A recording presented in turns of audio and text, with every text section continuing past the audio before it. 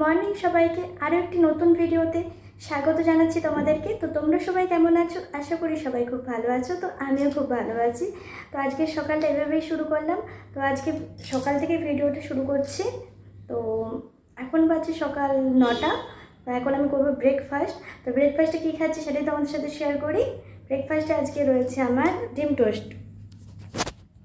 আজকের ব্রেকফাস্টে রয়েছে ডিম টোস্ট।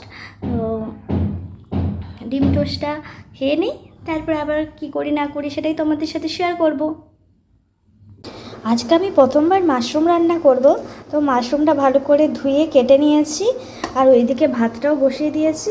তো মাশরুমটা প্রথমে ম্যারিনেট করে রেখে দিই, তারপরে করব। তো ম্যারিনেটটা কী দিয়ে করব সেটাই তোমাদের সাথে দেখাই। যদিও আমি রেসিপিটা ইউটিউব থেকেই শিখেছি, কারণ আমি কোনোদিনও মাশরুম রান্না করিনি, কেমন খেতে হবে সেটাও ঠিক জানি না। তো অল্প নুন হলুদ এইসবই দেবো।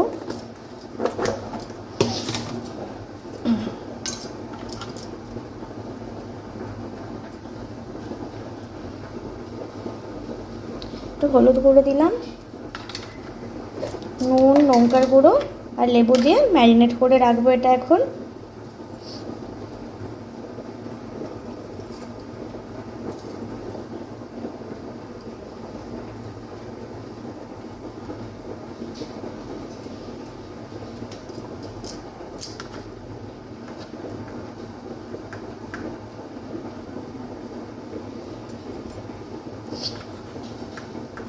লঙ্কা গুঁড়োটা পরিমাণে অল্পই দিলাম, কারণ রান্নার সময় দেবো, ঝাল হয়ে গেলে ও একদমই খুব একটা বেশি ঝাল খায় না, তার জন্য অল্প করেই দিলাম।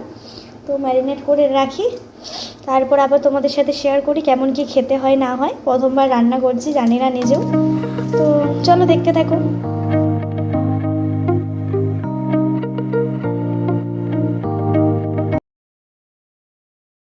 তো আমার এখানে রান্না কমপ্লিট। রান্নাটা খেতে কিন্তু দারুণ হয়েছে, তোমরা দেখতেই পাচ্ছ, কালারটাও কিন্তু খুব সুন্দরই এসেছে।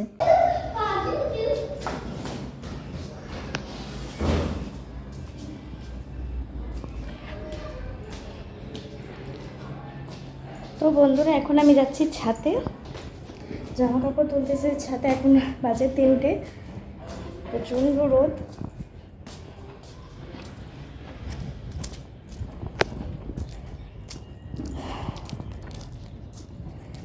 ছাদে এতটাই পরিমাণ রোদ যে কিছু তাকাতে পারছি না, এখানে চারিদিকে জামা কাপড় মেলা। তো চলো জামা কাপড়গুলো তুলে নিই। তো আজকে বানাবো ফুচকা। ফুচকার জন্য আলুর সমস্ত কিছু তৈরি করে নিয়েছি, তারপর মশলাপাতি দেওয়া হবে। এদিকে তেঁতুল জলে গুলে রেখেছি, এটা দেব।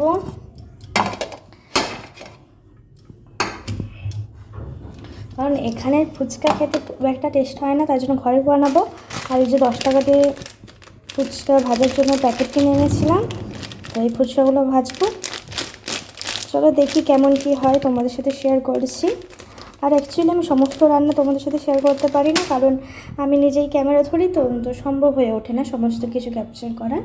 আর এদিকে রয়েছে সবজিতে সকালের মাশরুম, এটাই এখন তেলে কড়াটা ধুয়ে এতেই ফুচকা ভাজা হবে। তো চলো তাড়াতাড়ি করে দিই। তো এখানে আমার আলু মাখা প্রায় রেডি হয়ে গিয়েছে। এবার বানাবো টক জল। টক জলের জন্য আমি তেঁতুলটা আগে থেকেই জলে রেখে দিয়েছিলাম, আর এখানে এই পাত্রটাতেই আমি আজকে বানাবো টক জল।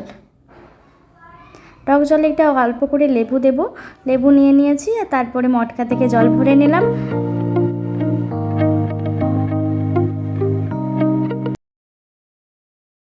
তো অবশেষে আমার ফুচকা তৈরি কমপ্লিট। ফুচকা ভাজা হয়ে গিয়েছে, ওদিকে টক জলও তৈরি, আর আলু মাখাটাও তৈরি হয়ে গিয়েছে।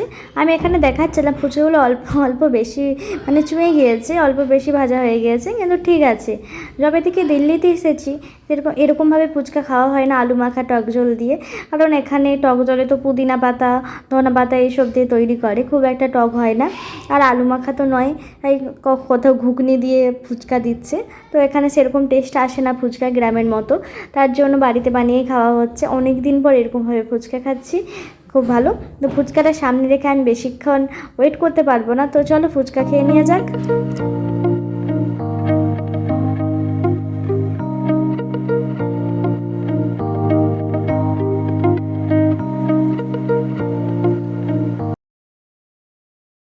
আমার ফুচকা খাওয়া হয়ে গেছে, বাকিটা রেখে দিয়েছি বড়বাবুর জন্য। এখানে ফুচকা আলু তো আমি বেশি খেয়েছি, আর এখানে অল্প টক জল রেখেছি কারণ ও বেশি টক খায় না।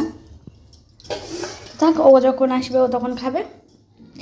তো বন্ধুরা দেখো, আজকে আমাদের বাড়িতে এসেছে নতুন সদস্য। এই ছোট্ট টিয়া পাখিটা এখন থেকে কয়েকদিনের জন্য আমাদের বাড়িতেই থাকবে।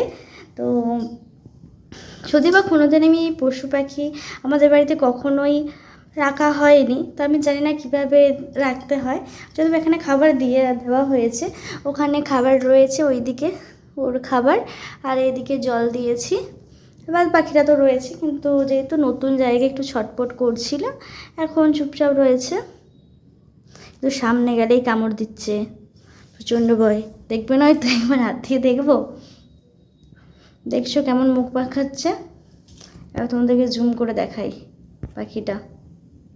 তো আজকের ভিডিওটা এখানেই শেষ করছি। সবাই ভালো থাকবেন, সুস্থ থাকবেন, নমস্কার। দেখা হচ্ছে পরের কোনো ভিডিওতে।